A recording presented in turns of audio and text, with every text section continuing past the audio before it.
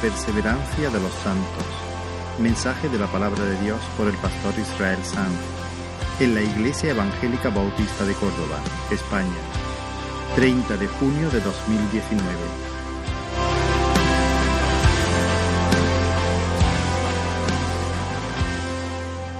Apóstol Pedro, Primera de Pedro, capítulo 1, a partir del versículo 3. Primera de Pedro, capítulo 1, desde el versículo 3 al versículo 5. Y dice la palabra del Señor: bendito el Dios y Padre de nuestro Señor Jesucristo, que según su grande misericordia nos hizo renacer para una esperanza viva por la resurrección de Jesucristo de los muertos, para una herencia incorruptible, incontaminada e inmarcesible, reservada en los cielos para vosotros, que sois guardados por el poder de Dios mediante la fe, para alcanzar la salvación que está preparada para ser manifestada en el tiempo postrero. Hermanos, hay una verdad que resuena de principio a fin a lo largo de toda la Escritura. Ondea como una bandera en el Viejo Testamento y como una bandera en el Nuevo Testamento. Y esta es la verdad: la salvación es del Señor. La salvación es del Señor. La salvación no es el proyecto ni la conquista de los hombres. No es de los ligeros, no es de los inteligentes, no es de los buenos, porque no los hay. No es de los fuertes, no es de los religiosos. La salvación no está en los astros, ni está en la iglesia, ni está en los altares, ni en los santos, ni en las vírgenes. La salvación no está en tu interior. La salvación es un proyecto de Dios, es una conquista de Dios, es un regalo de Dios. Suyo es el plan, suya es la gestión, suya fue la idea. Él la inicia, Él la completa. La salvación pertenece a nuestro Dios que está sentado en el trono y al Cordero, como dice Apocalipsis 7:10. Desde hace varias semanas venimos exponiendo torpemente, porque de este lado de la eternidad no se puede exponer una verdad tan gloriosa y ser cabal. Pero venimos exponiendo lo mejor que sabemos, algo de esta doctrina, de esta verdad, de esta gran verdad, y la estamos mirando desde diferentes ángulos. En el primer mensaje, que fue a principios de este mes, concretamente el 2 de junio, vimos que Dios Padre, según su eterno propósito, antes de la fundación del mundo, cuando todo dormía en su mente, de forma libre, sin presiones y soberana, escogió en amor a algunas personas concretas de entre el número de todos los pecadores, para que en virtud de la obra de Cristo, su vida perfecta, su muerte vicaria, su resurrección poderosa, en virtud de la obra de Cristo y vinculados a la segunda persona de la Trinidad, el Hijo, el Cristo de Dios, nuestro Salvador, esas personas concretas llegaran a ser recipientes de su gracia y herederas de la salvación. Ahora, Dios no solamente fijó el propósito de su plan, el propósito de redimir a sus escogidos. Dios también estableció los medios por los cuales los redimidos alcanzarían la salvación. Y por una parte, para que los redimidos pudieran alcanzar la salvación, la segunda persona de la Trinidad, el Hijo de Dios, Jesús, el Cristo, tenía que encarnarse, vivir una vida perfecta, cumplir perfectamente las demandas de la ley, vivir como representante de esos escogidos, como Dios manda, y luego morir como sustituto de ellos bajo la maldición divina, cumpliendo las exigencias de la ley de Dios y de la justicia de Dios. Perdón, las exigencias de la ley no, las exigencias de la justicia que había dicho el alma que pecare morirá, muriendo en lugar de los escogidos, pagando por el pecado de todos ellos y luego resucitar poderoso. Así que dijimos en el segundo de los mensajes que en la cruz Jesús murió por todos los pecados de todos sus escogidos y ganó para ellos las bendiciones del pacto. Así que Jesús en la cruz, al morir, no hizo posible la salvación de todos. No hizo posible la salvación de todos y cada una de las personas que han existido.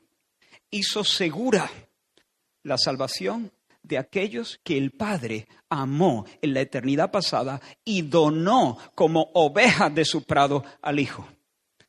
Hizo segura, compró efectivamente la salvación de ellos. Eso fue lo que estuvimos viendo, como digo, en el segundo de los mensajes. Así que el Padre elige para salvación, la salvación es del Señor. El Hijo rescata al precio de su propia vida a esos escogidos, la salvación es del Señor. Y en el último mensaje de esta serie, que estuvo compartiendo el pastor Abraham, contemplamos la obra eficaz del bendito y amable Espíritu Santo. Él es el que opera en el alma de esos que Dios amó con amor eterno.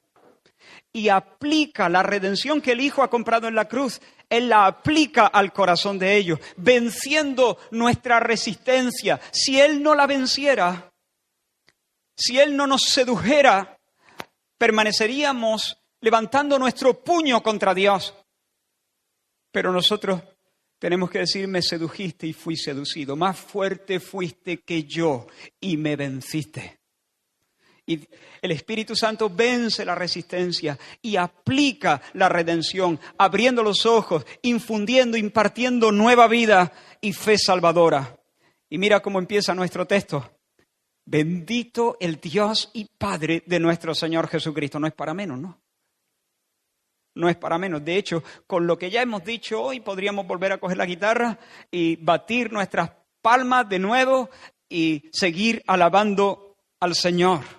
Éramos pecadores incapaces, impotentes de remediar nuestra desgracia. Estábamos en armas contra Dios, disparando nuestras flechas y nuestras balas contra Dios. Prisioneros de Satanás, hundidos y muertos en el pecado. Pero Dios, en lugar de barrernos al abismo, nos hizo renacer. Nos hizo renacer, nos recreó, nos regaló un nuevo Génesis, regénesis. Y ahora podemos mirar al pasado y decir que hemos sido recreados. Él nos hizo renacer. ¿Quién lo hizo? ¿Cuál es el sujeto de esta oración? Nos hizo renacer. ¿Quién? ¿Quién lo hizo? ¿Quién es el autor? Dios. Dios es el que imparte nueva vida. Ese renacimiento no fue nuestra decisión. No fue el fruto de nuestro esfuerzo. No es el resultado de nuestra cooperación. Es su obra soberana. ¿Y por qué? ¿Por qué Dios nos hizo renacer? ¿En base a qué? ¿A qué se debe esta gracia tan abundante derramada? ¿Qué vio Dios en nosotros?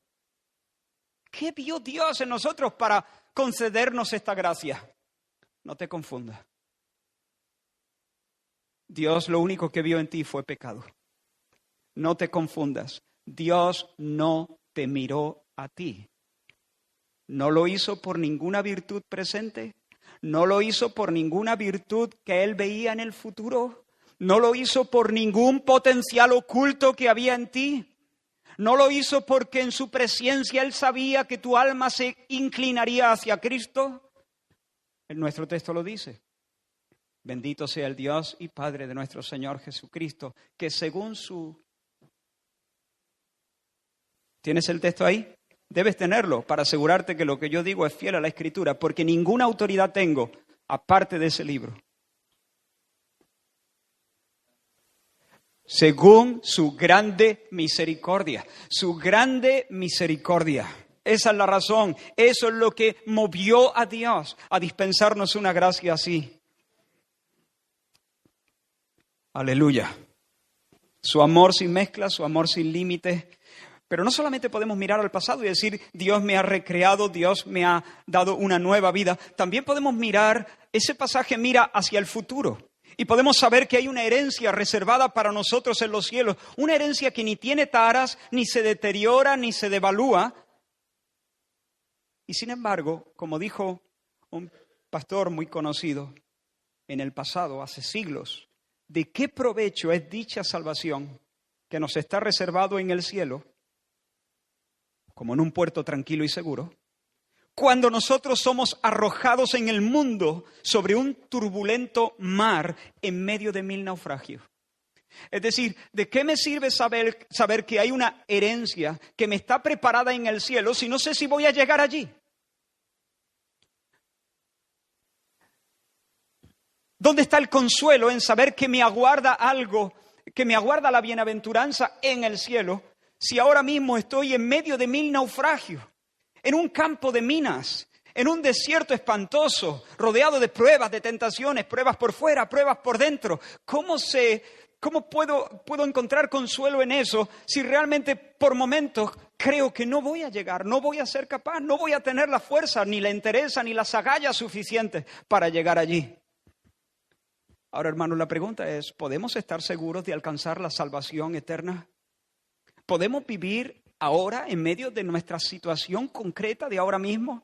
Ahí, en medio de tu situación, ¿podemos vivir confiadamente mientras transitamos este campo de minas rumbo a las tierras de la promesa? Sí. Porque en ese pasaje no solamente se mira al pasado, miramos atrás, nos hizo renacer. Miramos adelante, nos está preparada una salvación, una herencia que no se marchita ni se contamina en el futuro. Nos está guardada para nosotros en el cielo. Nadie puede quitárnosla. Pero miramos al presente. ¿Y qué nos dice ese pasaje acerca del presente? ¿Qué es lo que está ocurriendo en este preciso momento? En medio de esta feroz guerra espiritual que ruge alrededor nuestra, ¿qué es lo que está pasando en este momento? Somos guardados por el poder de Dios mediante la fe. Hermanos, todos los escogidos de Dios, redimidos en Cristo y a quienes el Espíritu de Dios ha impartido verdadera fe y ha impartido vida espiritual, son salvos y perseveran hasta el fin y pueden vivir las horas más negras sabiendo que alcanzarán la meta porque son y serán preservados en la fe por el poder de Dios, quien es el Todopoderoso. Los que han nacido verdaderamente de nuevo no pueden perderse definitivamente. No pueden perderse definitivamente. El Señor es mi pastor. Nada me falta. Él me guiará por sendas de justicia, por amor a su nombre. Y en medio de cualquier valle, aunque fuera un valle de muerte, siniestro, oscuro y profundo, Él estará conmigo. Hay alguien más entre las llamas y Él me infundirá aliento con su vara, con su cayado. Ciertamente el bien y la misericordia me seguirán todos los días de mi vida. Ciertamente, con toda seguridad, el bien y la misericordia me seguirán todos los días de mi vida y en la casa del Señor viviré para siempre. Las Escrituras están llenas, saturadas, preñadas de pasajes que nos aseguran que si hemos comenzado la carrera, no seremos avergonzados, sino que alcanzaremos la meta. Déjame mencionar solo 2 pasajes. Podríamos estar una semana sin descansar, mencionando pasaje tras pasaje, tras pasaje, tras pasaje. Déjame mencionar 2. Uno de los grandes, uno de los más amados, Romanos 8, 28 al 39, pero solamente voy a leer del 28 al 30. ¿Podéis buscarlo, por favor? Romanos 8, 28. Este es un texto que deberíamos aprender, atesorar en nuestro corazón, bucear en él. Romanos 8, 28. Y sabemos, el cristianismo es una fe de certezas. No sospechamos, no imaginamos, no quisiéramos que no sabemos. Sabemos que a los que aman a Dios, Todas las cosas les ayudan a bien, esto es, a los que conforme a su propósito son llamados. Porque a los que antes conoció, aquí esta palabra conocer, ya la explicamos, no significa que Dios sabía que existían o que existirían, sino que los amó de una manera especial. A los que antes amó con amor eterno, también los predestinó para que fuesen hechos conforme a la imagen de su Hijo, para que Él sea el primogénito entre muchos hermanos. Y a los que predestinó, ¿qué? A estos también llamó. Y a los que llamó, a estos también justificó. Y a los que justificó, a estos también glorificó. Date cuenta de una cosa, nadie se queda en la cuneta. No hay desertores en esta lista. Todos los que fueron conocidos serán glorificados, ¿sí o no? Desde la eternidad, aquellos en los que Dios puso su amor especial serán, sí o sí, glorificados. Nunca nadie fue conocido que luego no fuese predestinado. ¿A quiénes predestinó Dios? A los que conoció primero, ¿no? ¿Cuántos de los que Dios conoció se quedó sin predestinar? Pongamos que son 100, digamos un número redondo para hacer esta cuenta. Dios pone su amor especial sobre estos 100. ¿A cuántos predestina? A los 100. Ahora tenemos 100 predestinados. ¿Y a los que predestinó a estos también? Los llamó. ¿Cuántos de estos 100 predestinados son llamados? ¿Seguro? Sí, seguro. Los 100 son llamados. Ahora tenemos 100 llamados, llamados eficazmente por el Espíritu Santo. Mientras el predicador predica, llama a todos. En un llamado externo, el Evangelio se extiende para todos y llama a todos al arrepentimiento y la fe. Pero sobre algunos el Espíritu planea como planeó sobre las aguas en el Génesis y vence la resistencia y estalla la vida. Ese llamado interno y eficaz y poderoso del Espíritu Santo. Esos son los llamados. 100, tenemos 100. Y a los que llamó, también los justificó. Así que ¿cuántos justificados tendremos? ¿Seguro? 100. ¿Por qué? Porque ese llamado es eficaz. Porque ese llamado vence. Porque los que son llamados de esa manera por el Espíritu de Dios dicen sí o dicen sí. Porque son seducidos y son vencidos por el Señor. Y ahora tenemos 100 justificados. 100 personas que se han convertido, que han creído personalmente en su libertad, han creído en el Señor y en su libertad se han arrepentido con dolor, pero con una nueva esperanza y se han vuelto al Señor y se han colocado mansos bajo su yugo. Con taras todavía, con muchos defectos, ya lo sabes. Te conoce bien, me conoce bien, todavía con un montón de defectos. Tenemos 100 justificados porque Dios los declara justos, pero todavía están llenos de restos de pecado. Todavía son capaces de hacer un montón de tonterías y de pecar gravemente y de hacer groserías, desgraciadamente. Pero Dios los declara justos. ¿Cuántos de estos justificados que están llenos de defectos serán glorificados? Oh, esta es la cadena de oro de la salvación. A los que Dios amó en la eternidad pasada se los lleva con Él para siempre, jamás. Para que disfruten su gloria y para que canten por los siglos, bendito sea el Dios y Padre de nuestro Señor Jesucristo. El otro texto que quiero mencionar es otro de los textos amados de la Escritura, Juan 10. No hace falta si no queréis buscarlo.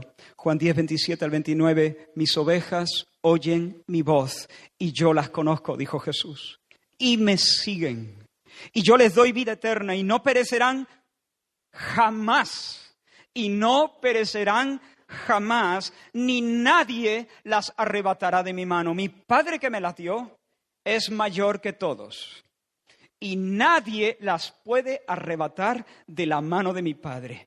Hermanos, las ovejas del Señor podrán ser torpes, encontrarse en medio de lobos furiosos, pero están en las manos de Dios, en las manos del Padre, que es mayor que todos, saber quién se mete con Él, y están en las manos del Hijo. Nuestro pastor, el Rey Jesús, tiene su pie sobre el cuello de la muerte y del diablo. Nuestro pastor, el Rey Jesús, gritó como un campeón desde la cruz: está hecho, consumado es. Nuestro pastor lleva una vara en su mano para quebrársela en las costillas a los lobos que se nos arrimen. Nuestro Padre es Dios omnipotente. Por medio del profeta Isaías, él dijo: yo hice al herrero que forja la espada en la fragua, y yo hice también al guerrero que la empuña con violencia para destruir. Hice al herrero que la hace, hice al guerrero que la empuña. Y el Dios que los hizo y los sostiene sigue diciendo en ese mismo pasaje: y a ti te digo, si alguno conspirare contra ti, lo hará sin mí. El que contra ti conspirare, delante de ti caerá. Ningún arma forjada contra ti prosperará, y condenarás toda lengua que se levante contra ti en juicio. Esta es la herencia de los siervos del Señor, y su salvación de mí vendrá. Tranquilo, no hay ningún arma forjada contra ti que pueda prosperar de manera definitiva. Sí, podrás recibir heridas, pero ningún arma te herirá de muerte. Yo hice al herrero que forja la espada en la fragua. Yo hice al valiente que la empuña para destruir. Yo tengo en mis manos aún al mismo diablo. Y yo te digo: ninguna espada, ningún arco, ninguna trampa, ningún lazo, ningún arma forjada contra ti prosperará. Toda lengua que se levante contra ti, iglesia, en juicio, será enmudecida, porque la salvación tuya viene de mí. Esa es la herencia de los siervos del Señor. Gloria al Señor. Qué hermoso mensaje para predicar. Mis ovejas están a salvo, aunque un ejército acampe contra mí. ¿Por qué? Porque estamos en las manos del Señor, estamos en las manos del Padre y del Hijo. Y además el Señor dice: y yo les doy vida eterna. Y yo les doy vida eterna. Algunos han dicho: bueno, pero esto de vida eterna, esa expresión eterna, en realidad debe entenderse como un tipo de vida, como una especial calidad o cualidad de vida. No es una vida sin fin, es una vida especial, la vida de Dios. Por supuesto, no les voy a discutir que es una vida especial de una cualidad y de una calidad especial. Indiscutible, pero el término que se usa aquí significa sin fin. Una vida sin fin. Yo les doy una vida que no acaba. Yo les doy una vida que no termina, que no caduca, sin fin. Y de hecho, esa idea contrasta con perecer. Dice: yo les doy vida eterna y no perecerán jamás. Está más claro que el agua, ¿no? Tal vez alguien pueda decir: bueno, vale, admito que nadie nos puede arrancar de la mano del Padre o de la mano del Hijo. Admito que estamos en las manos del buen pastor y nadie nos puede sacar de allí. Pero yo mismo, voluntariamente, por mí mismo, me puedo salir, ¿no? Nadie es nadie. De hecho, hermano, Jesús no pudo usar un mejor ejemplo, un ejemplo más adecuado para hablar de la seguridad de salvación, porque las ovejas son animalitos bastante estúpidos. La oveja tiene una empanada increíble, las ovejas son bonitas, dan lana, pero no se enteran. Si la oveja es dejada a su albur, a que la oveja vaya guiándose por sus intuiciones, la oveja se mete en la boca del lobo cantando. Es bastante torpe. La oveja necesita que el pastor esté guiándola y en la distancia corta. Si la salvación pudiera perderse, esta oveja se hubiese perdido hace rato. Si la salvación pudiera perderse, yo me perdería sí o sí. Pero Dios ha prometido guardarme. Dios ha prometido guardarme de tal manera que en los momentos más difíciles yo pueda finalmente decir como Pedro, ¿y a quién iré? Solo tú tienes palabras de vida eterna. El Señor, hermano, nos está guardando y no lo hace de una manera apática. No nos ha puesto bajo cuidadores falibles, no nos ha puesto a cargo bajo el cuidado de un arcángel. No, Él mismo, con su mano fuerte, nos está guardando. Él es el que preserva nuestra vida. Él es el centinela de nuestra alma. Oh, hermanos, podemos vivir confiados porque ayer y hoy y mañana es Dios el que hace la ronda. Es Dios el que hace la ronda. Tú vete a dormir tranquilo, y digo dormir tranquilo entendiéndose en su contexto. No digo que te tires allí sin cuidar tu salvación. Más adelante diré algo de eso. Pero podemos vivir tranquilos porque el que hace la ronda es Dios. No se dormirá el que guarda a Israel. No se adormecerá ni dormirá el que guarda a Israel. Mira este texto maravilloso. Si siendo enemigos, Romanos 5:10, si siendo enemigos fuimos reconciliados con Dios por la muerte de su Hijo, mucho más ahora estando reconciliados seremos salvos por su vida. Por su muerte nos reconcilió con Dios. Quitó la enemistad de nuestros corazones, apaciguó la ira del Dios Santo, el velo se rasgó para que nosotros pudiéramos entrar con confianza y con libertad para tener compañerismo y amistad íntima cara a cara con Dios. Y eso lo hizo cuando éramos enemigos. Cuando miramos a Dios con mala cara. Cuando no amábamos a Dios. Eso lo hizo. Con su muerte quitó de en medio la culpa, el castigo, la esclavitud al pecado y nos reconcilió con Dios. Ahora que somos amigos. ¿Cuánto más ahora que somos amigos? Ahora que miramos con amor verdadero al Señor. Ahora que el Señor nos mira, no con el ceño fruncido, sino con una sonrisa de Padre. Ahora, mucho más, si con su muerte fuimos reconciliados, con su vida seremos salvos por su vida. Seremos salvos por su vida. ¿Por qué? Porque ahora estamos unidos a Cristo. Como el pámpano está ligado a la vid, como el cuerpo está ligado a la cabeza, recibimos a través de Cristo el suministro inagotable del Espíritu de vida. Del Espíritu Santo, y somos salvados, y somos preservados, y somos sostenidos, y somos corregidos, y somos encaminados. ¿Quién es el que condenará? Cristo es el que murió. Pero no solo murió, más aún, el que también resucitó, Romanos 8:34. El que además, y ponga atención ahora, está a la diestra de Dios, el que también intercede por nosotros. Él intercede en el poder de una vida indestructible. El escritor de Hebreos dice que Jesús fue hecho un fiador de un mejor pacto. Y dice un poco más adelante que Él tiene un sacerdocio inmutable, por lo cual Él, allí intercediendo, puede salvar perpetuamente a los que por Él, a través de Él, se acercan a Dios. Los creyentes son eso. Él puede salvar a los creyentes perpetuamente, viviendo siempre para interceder por ellos. Hermanos, tenemos un gran sumo sacerdote, inocente, sin mancha, apartado de los pecadores, inmortal. Tenemos un sacerdote en la brecha. Tenemos un abogado que se sienta a la diestra de la majestad de las alturas. El hecho de que se sienta allí es una imagen de su poder. Alguien que se sienta a la derecha de Dios es alguien que tiene toda la autoridad. Tiene todo el poder, tiene toda la prerrogativa, tiene todo el derecho. Él puede hacer lo que quiera.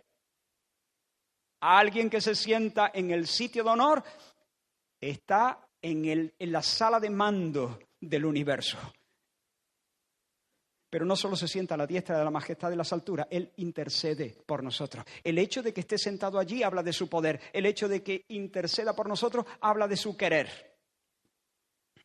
Y Él puede y Él quiere. Y porque Él puede salvarnos y porque Él está muy dispuesto a salvarnos, inclinados a salvarnos, salvados quedaremos por siempre jamás. Y no hay diablo, ni mundo, ni historias, ni armas que puedan evitarlo. 7 veces cae el justo. se harta de caer, desgraciadamente, muchas veces. Lo confesamos con vergüenza, 7 veces cae el justo. Pero gritamos con gozo el resto de la frase, mas con todo el Señor lo levanta. Proverbios capítulo 24, 16.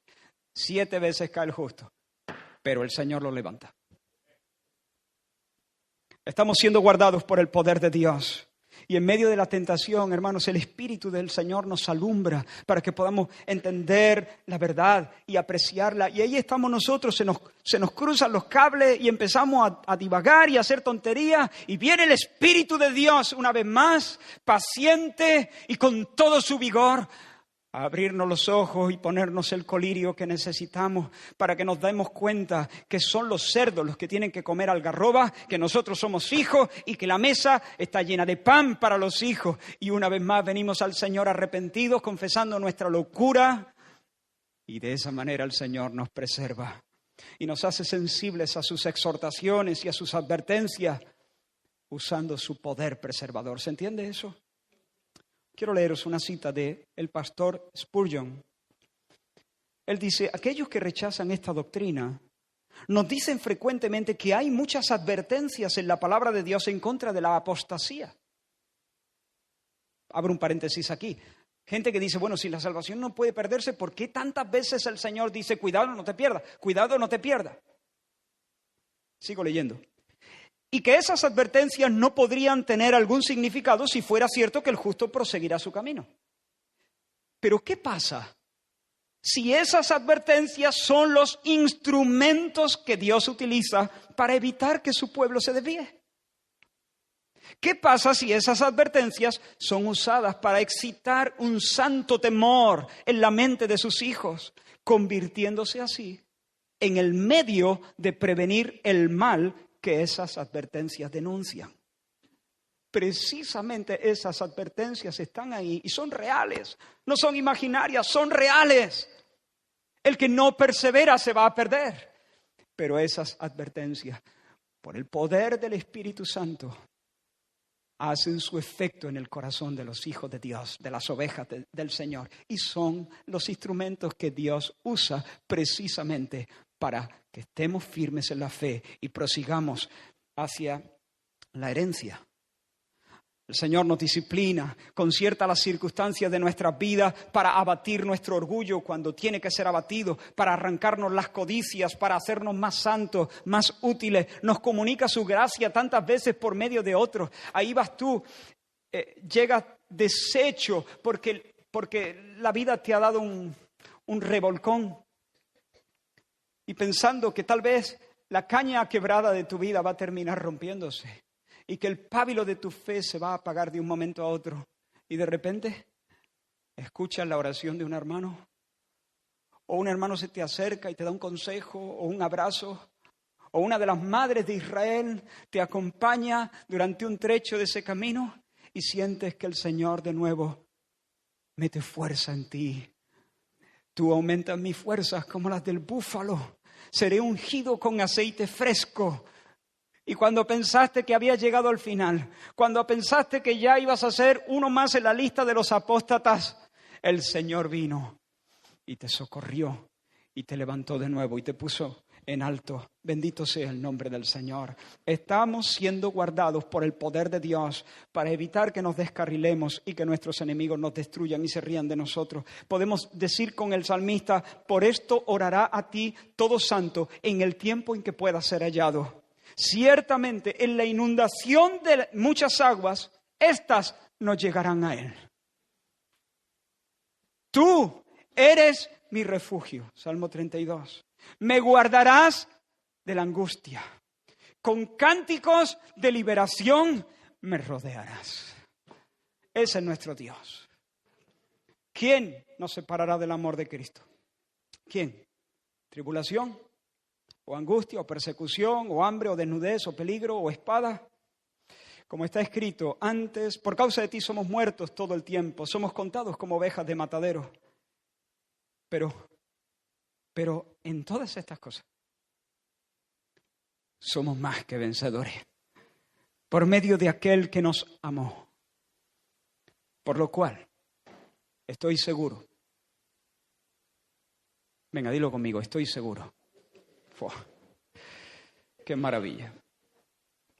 Estoy seguro de que ni la vida, ni la muerte, ni ángeles, ni principados, ni potestades, ni lo presente, ni lo porvenir, ni lo alto, ni lo profundo, ni ninguna otra cosa creada nos podrá separar del amor de Dios que es en Cristo Jesús, Señor nuestro. Ahora bien, es importante que tengamos en cuenta un detalle vital de nuestro texto. Dios nos guarda con su poder. Soy guardado por el poder de Dios. ¿Qué sigue? Mediante la fe. Mediante la fe. Aquí hay un detalle importantísimo, vital. Mediante la fe. Dios nos guarda con su poder. No sin fe.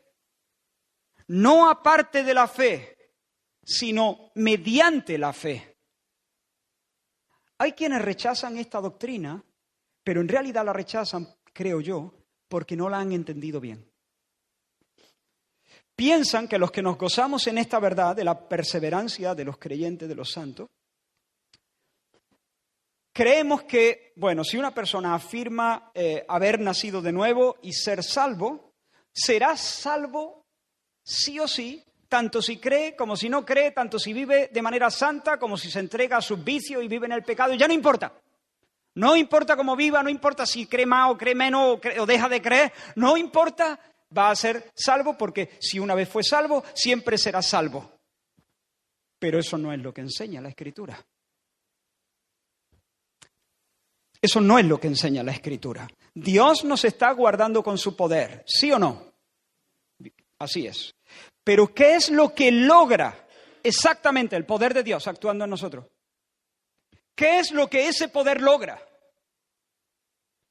Lo que ese poder logra es sostener nuestra fe. Sostener nuestra fe. Fortalecerla, avivarla, purificarla. ¿Tú quieres ver al buen pastor guardando a una de sus ovejas? ¿Tú quieres ver al buen pastor poniéndose en la brecha por uno de los suyos? Una oveja torpe, bien torpe, bastante torpe. Casi tanto como nosotros, o tanto como nosotros. Simón. He aquí Satanás os ha pedido para zarandearos como a trigo. Pero yo he rogado por ti para que tu fe no falte. Después de volver, te va a meter un meneo, pero no vas a apostatar. Yo he rogado por ti. Cuando vuelvas, confirma a tus hermanos. Hermanos, los ruegos del Señor no eximieron a Pedro de ser zarandeado. Es más, los ruegos del Señor ni siquiera libraron a Pedro de pecar. Pecó gravemente, pecó vergonzosamente. Pero los ruegos de Jesús sí le impidieron apostatar. Algunos llaman a esta doctrina la perseverancia de los santos. ¿Has escuchado esta expresión? La perseverancia, porque perseveran los santos. Otros prefieren llamarla la preservación de los santos, porque los santos son preservados. Depende de dónde pongas el sujeto. Si el sujeto es el creyente persevera. Si el sujeto es Dios, Dios preserva. Y estas verdades son complementarias. El Señor nos preserva con su poder y nosotros perseveramos en la fe. Nosotros perseveramos en la fe porque el Señor nos preserva con su poder. Ahora, la fe no es una condición para la elección. Cuando estuvimos viendo la elección, dijimos que la elección es incondicional. No en base a la fe prevista. La fe no es una condición para la elección, pero la fe sí es una condición para la salvación final. La fe sí es una condición para la salvación final. Os voy a leer varios versículos rápidamente. Os declaro, hermanos, el evangelio que os he predicado, el cual también recibisteis, en el cual también perseveráis, por el cual, asimismo, si retenéis la palabra que os he predicado, sois salvos. Si no creísteis en vano. Si retenéis, sois salvos. Si no retenéis, ¿qué? No. Si no retenéis, no sois salvos. Habéis creído en vano. Otro texto, Colosenses 1, 21 al 23, dice: y a vosotros también, que eréis en otro tiempo extraños y enemigos en vuestra mente, haciendo malas obras, ahora os ha reconciliado en su cuerpo de carne por medio de la muerte, para presentaros santos y sin mancha e irreprensibles delante de él, si en verdad permanecéis fundados y firmes en la fe y sin moveros de la esperanza del Evangelio.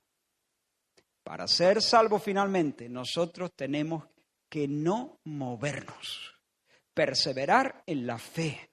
Seguir en una disposición, orientando nuestro corazón hacia el Señor en arrepentimiento y fe hasta el final. Y seréis aborrecidos, otro texto, por todos a causa de mi nombre, mas el que persevere hasta el fin, ese y no otro será salvo. ¿Quiénes serán salvos? Los que perseveren hasta el fin. Otro texto. Palabra fiel es esta: si somos muertos con Él, también viviremos con Él.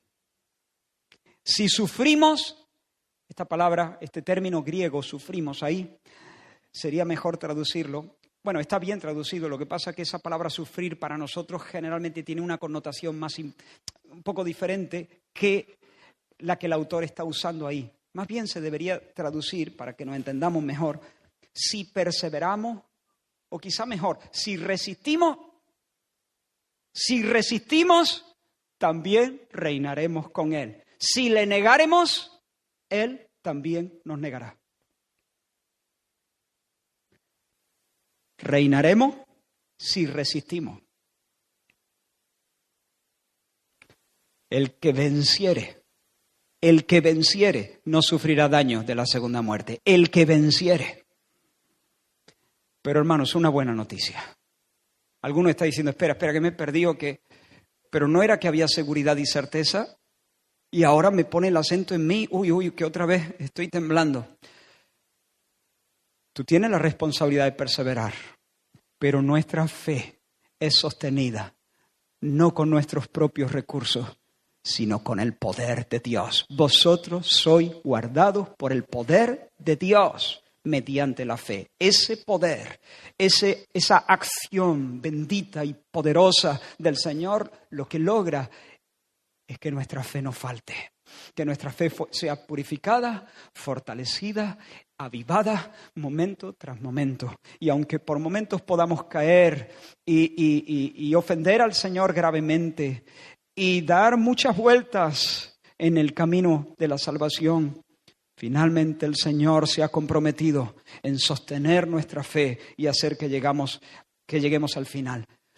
Es como el padre que le dice a su niño de 5 años, hijito, mañana es el cumpleaños de mami, quiero que le compre un regalito. Y luego, acto seguido, el padre, ¿qué hace? Abre la cartera y le da el dinero. Por supuesto que le da el dinero. Es más, con 5 años no solamente le da el dinero, lo acompaña a la tienda, le sugiere el regalo, le recuerda la fecha. ¿Es el niño el que se lo compra? Sí. ¿Y quiere el padre que el niño se involucre? Sí. ¿Y quiere que ponga su corazón en eso y de alguna manera colabore y participe? Sí. Pero es a costa de los recursos del padre y no del niño, que el niño podrá hacerle un regalo a su madre. ¿Quiere el Señor que nosotros participemos? Sí. ¿Quiere que seamos parte de la legión de vencedores? Sí. ¿Quiere que lleguemos sudados al cielo? Sí.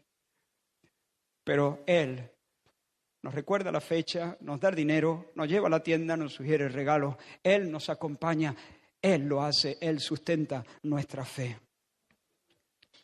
Quiero poneros un ejemplo que ya he puesto en algún otro mensaje, si no recuerdo mal, 1 o 2 veces.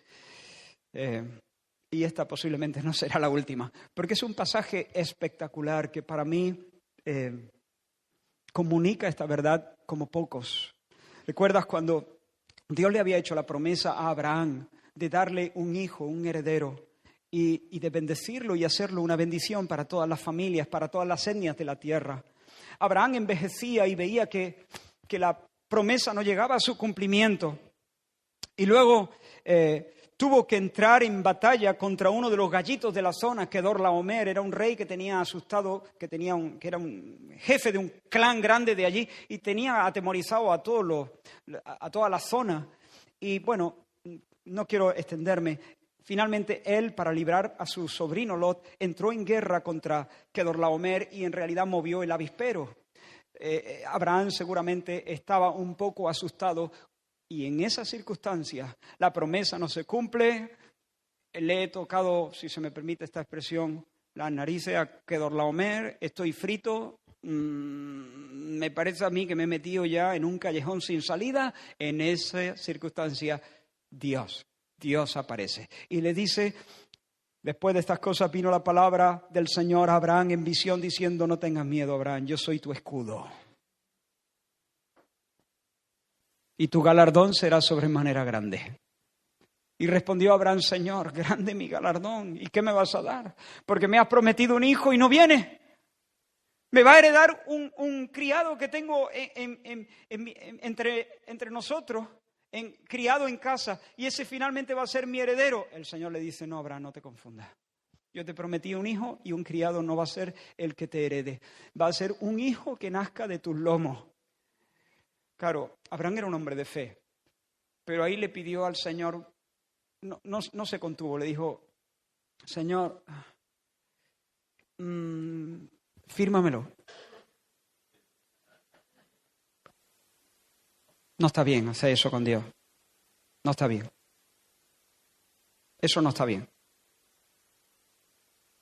Pero Abraham lo hizo y Dios es muy paciente. En un sentido, decirle a Dios, fírmamelo, eso es una ofensa. Pero Abraham le dijo, ¿en qué sabré? ¿Cómo lo sé? ¿Cómo sabré que esto se va a cumplir? Dame una señal, fírmamelo, confírmamelo, séllalo. Y entonces Dios dijo, mira lo que Dios dijo. Tráeme una becerra de 3 años y una cabra de 3 años y un carnero de 3 años, una tórtola también y un palomino. Tú dices, ahí va. ¿Qué es lo que está pasando aquí? Y mira cómo dice, y él tomó todo esto y los partió por la mitad y puso cada mitad una enfrente de otra. Tú dices, qué raro es esto, ¿no? Abraham le pide a Dios que se lo firme y Dios le dice, tráeme todos estos animales. ¿Qué es lo que está pasando aquí? Nosotros cuando queremos concretar acuerdos, vamos al notario.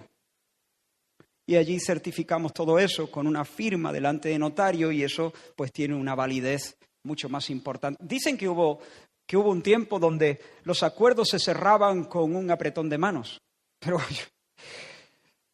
desgraciadamente, es más, hoy parece ser que ni las firmas.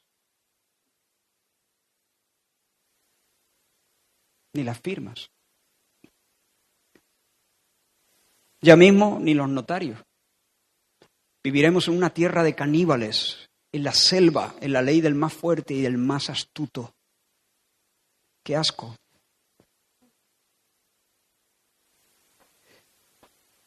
Pero lo que Dios le dijo a Abraham es, vámonos al notario. Claro, nosotros hoy en día vamos al notario, pero en las culturas orientales de la época de Abraham eran culturas mucho más visuales, más aparatosas, ¿no? Y se armaba una escenografía de este tipo.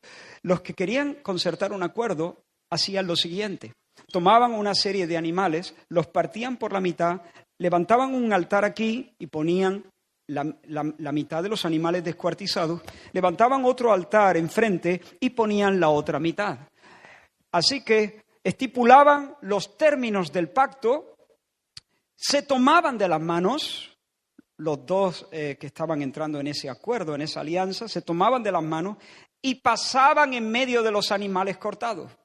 Y esa era una manera de decir, me comprometo a cumplir todo lo que he dicho, todo lo que está reflejado en el pacto, y si no lo cumplo, que me pase lo que a estos animales, que me parta la espada, que quede cortado en dos mitades, que me muera si no cumplo, y que te mueras si no cumples tú.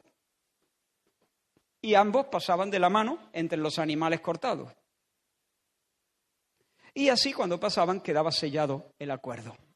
Pues bien, dice la Escritura que Abraham preparó los animales en los altares. Y de repente se hizo una oscuridad y ahí el Señor estuvo revelándole una serie de cosas. Y venían aves de rapiña para comerse la carroña de los animales y Abraham las espantaba esperando nuevas instrucciones. Pero al caer la tarde, cuando ya anochecía, dice que Abraham quedó durmiendo, pero dice que sucedió que puesto el sol y ya oscurecido se veía un horno humeando y una antorcha de fuego que pasaba por entre los animales divididos. En aquel día Jehová hizo un pacto con Abraham diciendo: a tu descendencia daré la tierra. Hermanos, lo sorprendente de este evento es que a la hora de firmar, solo Dios firma. Solo Dios pasa entre los animales. Y no se puede ser más misericordioso y no se puede ser más generoso. Ahora quiero que entiendas una cosa y que no te confundas aquí.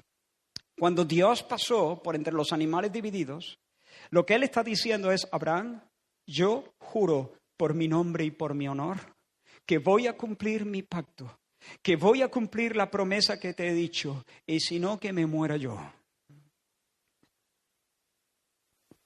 Y ahora vuelve a pasar Dios. No pasa Abraham. Pero Dios no dice: Abraham, y juro por mi nombre y por mi honor que también voy a cumplir tu parte. No, eso no es lo que significa el paso de Dios. Lo que significa es esto: yo juro por mi nombre y por mi honor que voy a cumplir mi parte del pacto. Y voy a cumplir mis promesas. Y juro también, por mi nombre y por mi honor, que me encargaré de que tú cumplas la tuya. Si yo no cumplo, que yo me muera. Si tú no cumples, que yo me muera. Eso es lo que hizo Dios.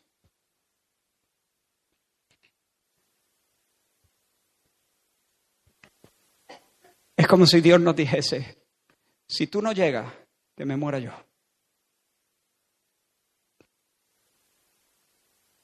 Ese es el pacto, esa es la naturaleza del nuevo pacto que el Señor ha concertado por nosotros. Yo pondré mi espíritu en vuestros corazones y haré que andéis en mis caminos. ¿Quién andará en los caminos del Señor? El creyente. ¿Pero quién lo hará posible? El Espíritu de Dios. El Dios vivo, el Cristo vivo, viviendo en nuestros corazones, insuflándonos paso a paso fuerza para perseverar. Gloria al Señor. La guardia debe vigilar en la muralla, pero solo sobre la base de que Dios es el que guarda la ciudad. Dios es el que custodia la ciudad. Los albañiles deben trabajar de sol a sol, sí, pero solo sobre la base de que saben de que es Dios el que edifica la casa. El cristiano debe guardarse y debe velar y debe orar y debe ocuparse en su salvación con temor y temblor. Sí, por supuesto, pero siempre en la confianza de que Dios ha prometido llevarle hasta el final. El que comenzó en vosotros la buena obra, la perfeccionará hasta el día de Jesucristo. Él está atalayando sobre nuestro corazón. Él es un escudo protector en torno de nuestra fe. ¿Alguien tiene consuelo de eso? ¿Alguien saca consuelo de eso? Él es un escudo protector en torno a tu fe vacilante, tu fe débil. Él es un escudo protector en torno a su fe.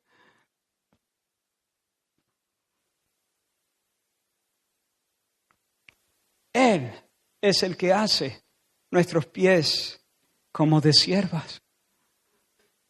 De repente se nos colocan en unos terrenos, ¿verdad? Hay personas aquí enfrentando enfermedades muy complicadas, humillantes para el cuerpo, exigentes para el alma. Qué terreno, ¿verdad? tan escarpados, tan resbaladizos. Hay personas aquí que han tenido que enterrar a sus propios hijos. Uf. ¿Y cómo se puede respirar después? ¿Qué terreno? Pero Él hace nuestros pies como de siervas. Tú lo miras y tú dices, como me pongan ahí, me voy para abajo. Yo no puedo andar en ese territorio. No sé cómo se anda ahí. No tengo la habilidad de andar por ahí. Y sin embargo, de repente estás ahí y Él hace tus pies como de sierva. Y te puedes mover en un risco y moverte como si estuviera en territorio plano. Y los que están a tu alrededor dicen, no me lo creo, aquí hay truco, está disimulando. Pero cuando lleva un rato dices, va a ser que no está disimulando. Esta es una persona especial, esta es una persona increíble, este es mi héroe. Hasta que tú le explicas, no, por favor, no pienses así de mí. Él es el que hace mis pies como de sierva y me hace estar firme en las alturas. Él lo ha prometido, Él es mi Dios, el que me salva, porque la salvación es del Señor.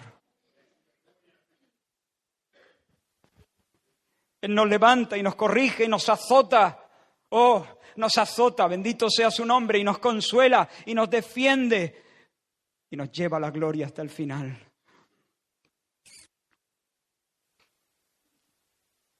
¿Y cómo sabemos que tenemos fe verdadera?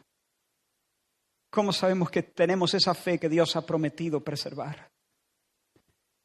Nosotros sabemos que le conocemos y guardamos sus mandamientos, dice Juan. El que dice yo le conozco y no guarda sus mandamientos, el tal es mentiroso y la verdad no está en él. Pero el que guarda su palabra, en ese verdaderamente el amor de Dios se ha perfeccionado. Y por eso sabemos que estamos en él. Todo aquel que permanece en él no practica el pecado, dice un poco más adelante. Todo el que practica el pecado no lo ha visto ni le ha conocido. La verdadera fe, hermanos, es aquella que obra por amor. La verdadera fe siempre obra por amor. La verdadera fe no es algo intelectual, mecánico, frío, inerte, que simplemente te sirve para escribir una frase o para declarar algo con la boca. La verdadera fe ama a Dios. La verdadera fe ansía obedecer a Dios. La verdadera fe quiere obedecer la palabra. La verdadera fe estima como un tesoro la gracia para poder andar como Él anduvo. La verdadera fe no practica el pecado. La verdadera fe ama a los hermanos, se interesa en la iglesia del Señor. La verdadera fe ama la santidad, ama la santidad. No estamos hablando de perfección. Pablo, el apóstol, estaba siendo guardado por el poder de Dios y sin embargo él mismo tuvo que decir, no que lo haya alcanzado ya ni que ya sea perfecto. ¿Pero qué? Prosigo por ver si logro. Pablo dice, no he llegado, no soy perfecto, hay un montón de kilómetros que me faltan, hay un montón de cosas que tienen que ser perfeccionadas en mí, pero me extiendo a lo que está delante, me esfuerzo para asir mi herencia, estoy tensando los músculos de mi alma para alcanzar aquello que Dios quiere que alcance. Esa es la señal, no perfección, pero esa es la señal de que hay verdadera vida, verdadera fe, y esa fe persevera porque Dios la preserva. La verdadera fe vence al mundo. Esta es la victoria que ha vencido al mundo. ¿Qué? Nuestra fe. Esta es la victoria que ha vencido al mundo. Nuestra fe. ¿Por qué nuestra fe vence al mundo? Porque por nuestra fe, vemos a Cristo hermoso. Vemos a Cristo como el tesoro de nuestra alma. Vemos a Cristo como refugio contra el turbión. Y entonces, el mundo ya no puede seducirnos. El mundo nos dice, si tienes dinero estás seguro. Pero nosotros vemos a Cristo y al lado de la luz y de la belleza de Cristo, todo el dinero del mundo es como una cajita de cartón, como una casita de papel. ¿De qué me sirve? Yo estoy seguro en Cristo.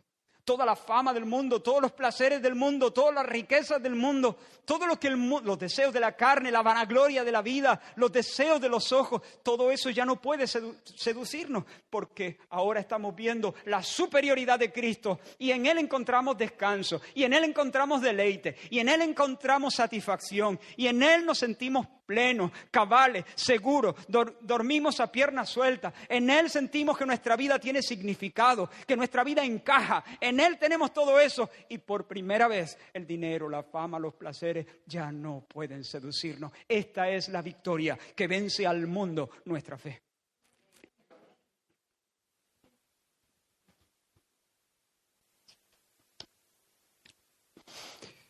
Ayer fuimos regenerados, mañana entraremos en plena posesión de la herencia. Pero ¿qué pasa con hoy?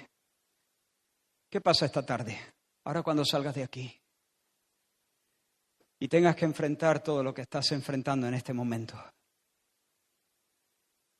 Pues hoy, en medio de los afanes y de las tormentas, somos guardados por el poder de Dios. Dios Todopoderoso. Si algunos se apartan, porque es verdad que algunos se apartan, algunos apostatan de la fe. Ayer levantaban entre el pueblo del Señor sus oraciones, pero hoy se burlan del Señor y de sus caminos. Todos conocemos personas que un día confesaron a Cristo, incluso predicaron su nombre en medio de las plazas. ¿Qué podemos decir acerca de ellos? Lo que la Biblia dice, su fe era superficial, su fe era temporal, su fe era a menos que vuelvan. Porque es verdad que un verdadero creyente puede estar separado del Señor en ese sentido, en el sentido experimental, durante un tiempo y puede hacer muchas locuras.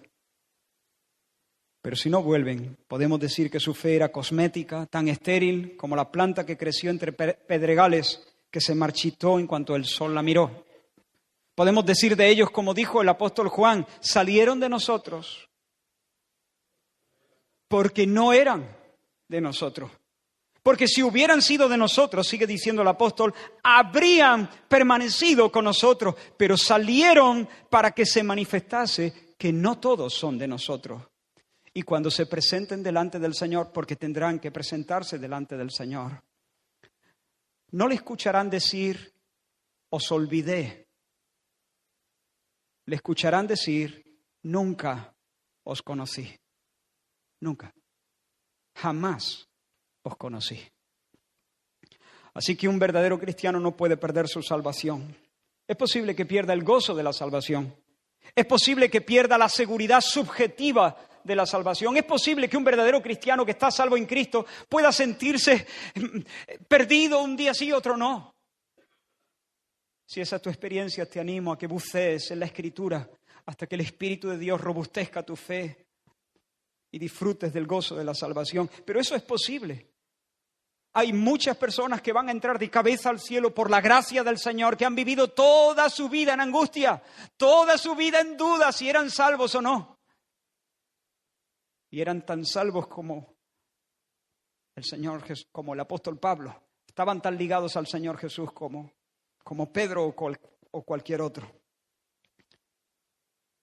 Un cristiano puede sufrir graves caídas, pero jamás podrá caer definitivamente de la gracia. ¿Tienes fe? ¿Crees que Jesús es el Cristo? Dios encarnado que vivió una vida perfecta en representación de un pueblo que murió y sufrió los horrores de la cruz bajo la ira de Dios en una muerte vicaria, es decir, una muerte sustitutiva, como sustituto de ese pueblo. ¿Crees que murió por tus pecados? ¿Crees que resucitó por el poder de Dios y se sentó como el Rey soberano y reina y tiene todos los derechos? ¿Estás dispuesto a ponerte bajo su yugo? ¿A arrepentirte de vivir a tu aire, por tu cuenta, como mejor te parece? Como tú entiendes que la vida se debe vivir. De repente te has dado cuenta que hay un rey y estás dispuesto a decir, vale, hay un rey. Por lo tanto, yo no mando, suelto mis armas, me pongo de rodillas. Aquí está mi vida, Señor. Tú eres mi jefe. Lo que tú digas, lo que tú pienses, lo que tú quieras, cuándo, dónde y cómo sea, tú eres mi Señor. ¿Estás dispuesto? Pues si hay fe verdadera en ti, entonces canta. Canta porque tu Dios te va a guardar hasta el final. Canta, bendito sea el Dios y Padre, porque Él te está guardando. Canta, no moriré, sino que viviré y contaré las obras del Señor. Canta, porque nunca habrá en tu vida un escenario sin Dios.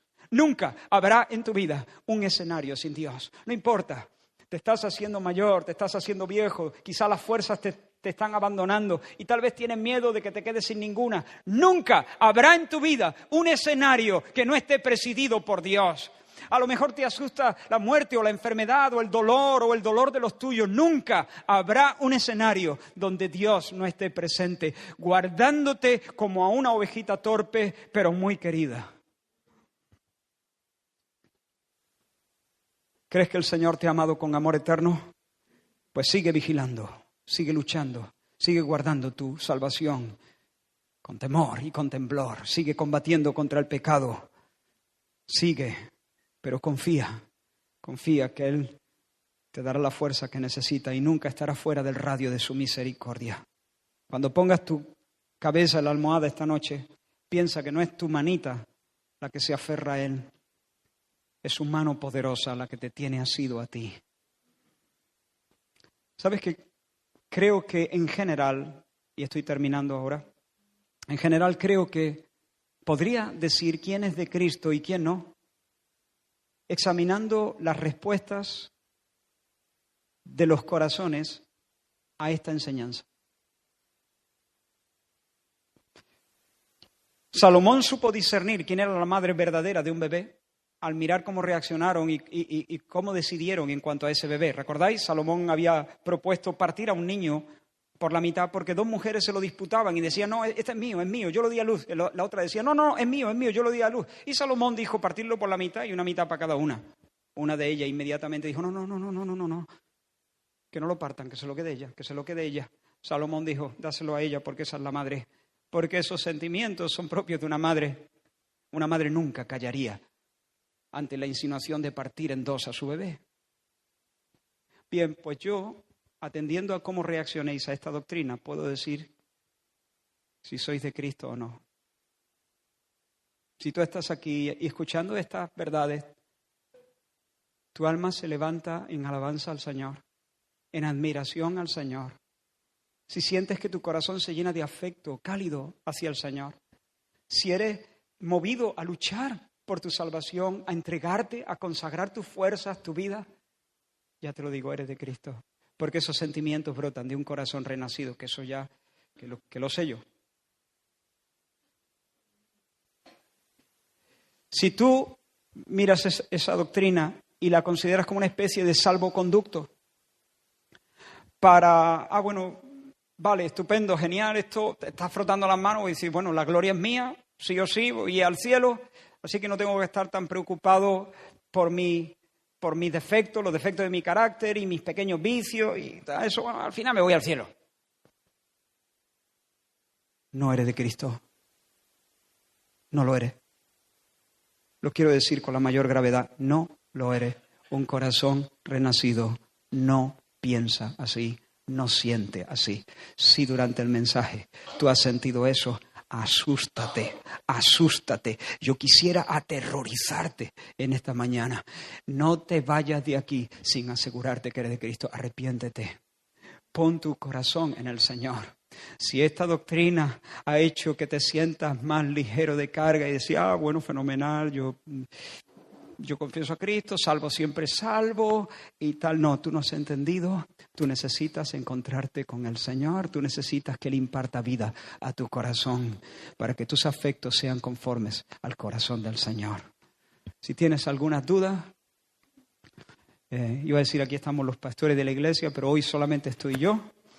Pero hay hermanos maduros, acércate a cualquier hermano maduro, pregunta, escríbeme un WhatsApp. Podemos charlar, quedar a tomar un café, hablar sobre estas cuestiones, orar sobre ellas. Pero es mi oración que la iglesia sea muy fortalecida y muy consolada. ¿Por qué no terminamos cantando, Jessy, esta canción de Hay alguien más entre las llamas? Yo creo que cuando la escuché pensé, ¿está bien? ¿Está bien por ti? ¿Sí? Vamos a adorar al Señor.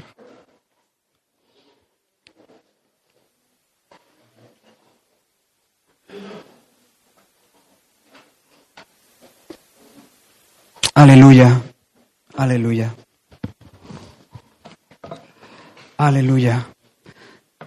Deja que el Señor, que el Espíritu de Dios se mueva en medio de nosotros y fortifique tu fe en esta mañana y te consuele y te asegure y te afirme.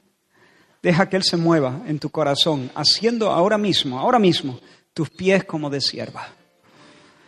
Y meta fuerza y meta aliento para que puedas estar firme en esas alturas, en ese terreno complicado en el que te toca caminar en este momento.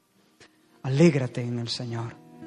Fija tus ojos en Cristo, tan lleno de gracia y amor,